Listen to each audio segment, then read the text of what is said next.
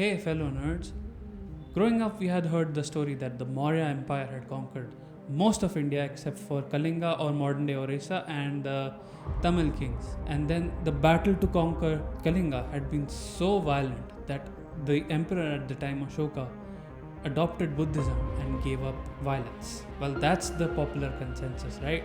And that's a lie. You fell to Buddhist propaganda. It is what was believed for the longest time, to be fair. But later, when people started analyzing other sources, something else turned out to be true. So, what even is the truth? Was Ashoka even the good guy? What was the Maurya Empire really like? What did the guy in between Chandragupta and Ashoka even accomplish?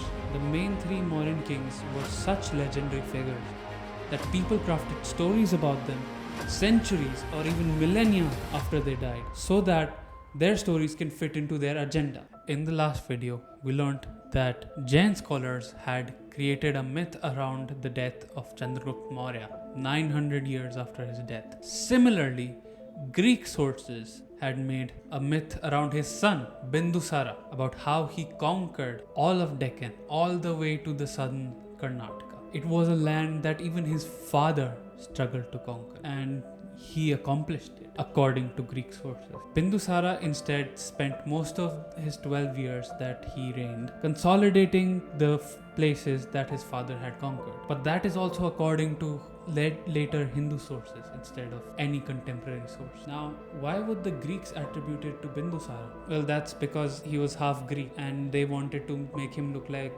a descendant of Greek general. They wanted to give themselves the legitimacy for conquest. Basically, anything that glorifies Chandragupta Maurya is either a Jain or a Hindu source. Anything that glorifies Bindusara is a Greek source. Anything that makes Ashoka look peaceful is a Buddhist source. And anything that makes Ashoka look like a glorious conqueror is Ashoka himself.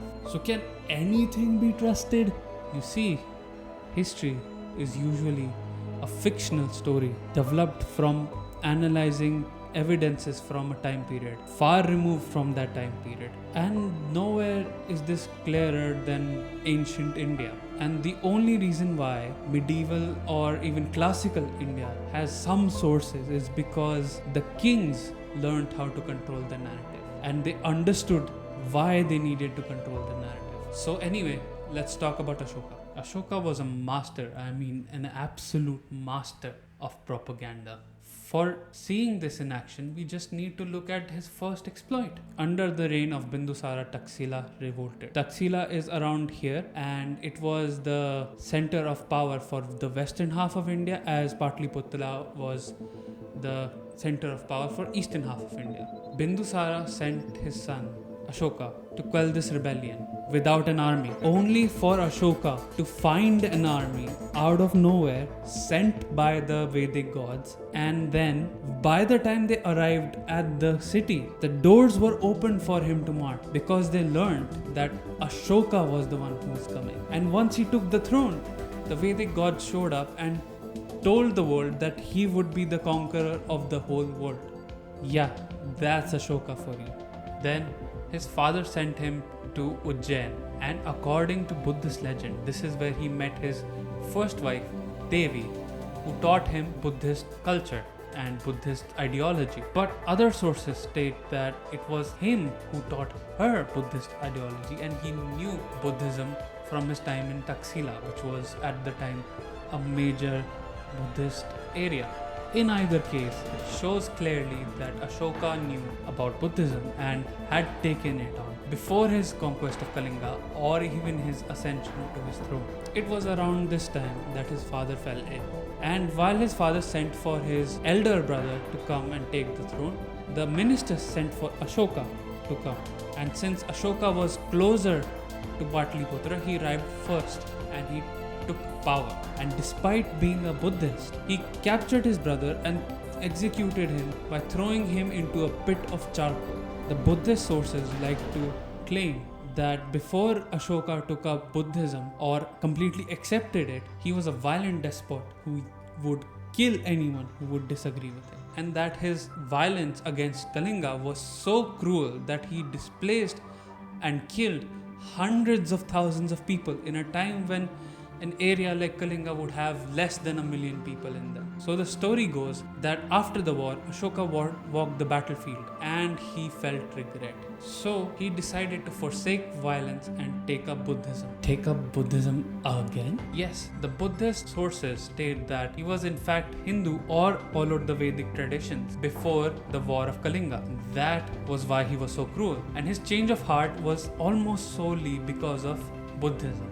And then because of Buddhism, he would go on to enact policies of peace and send emissaries across the world to spread the word of Buddha. And then he would erect monoliths that would tell people how to live and tell them his own version of Dharma, which was called Dhamma. Some of it is verifiably true. His sending of Buddhist mercenaries across the world started after the Kalinga conquest, and his erecting of stones that made his version of Dharma clear for everyone happened after the Battle of Kalinga. But also, he annexed Kalinga and he put down any rebellion that popped up after that. While he also kept most of his army active and used them to put down any other rebellion anywhere else in his empire. It was entirely possible that he personally regretted his actions in Kalinga, and that can reflect on his edicts and some of his later actions. But despite that, it didn't change his policies too much.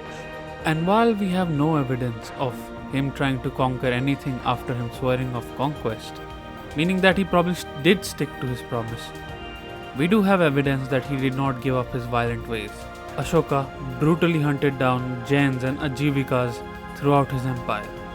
He tried to force his own version of Buddhist ideology on his population through violence or through debate.